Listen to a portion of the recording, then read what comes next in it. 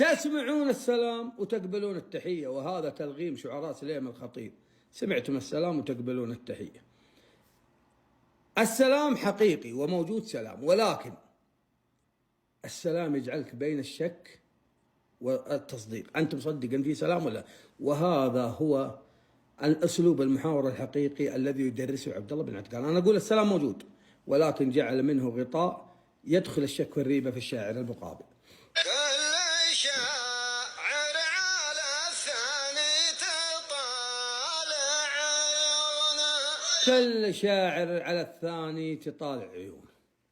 هل الشاعر اللي في الميدان، هل الشعراء اللي برا كلهم يطالعون على ملاعب بعض، أصبحوا يطلعون على بعض؟ هل يقصد هو طلب هنا سفر الدغيلبي، هل يقصد ترك الفين انهم يطالعون بعض؟ هل يقصد انه حامد القارحي؟ والعرب تنتظر والملعب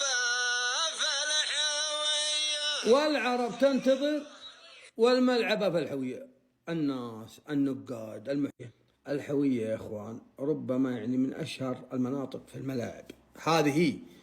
والعرب تنتظر، النقاد تنتظرها، والمكان اللي فيها يعني يشد الانتباه انه قد جات في طوارئ قويه، والناس ملتفته لهذه الملعبه.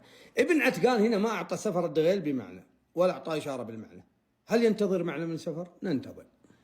مرحبا في محل يقصر الهرج دونه، الكارثه هنا في الترحيب، مرحبا في محل يكسر الهرج دونه.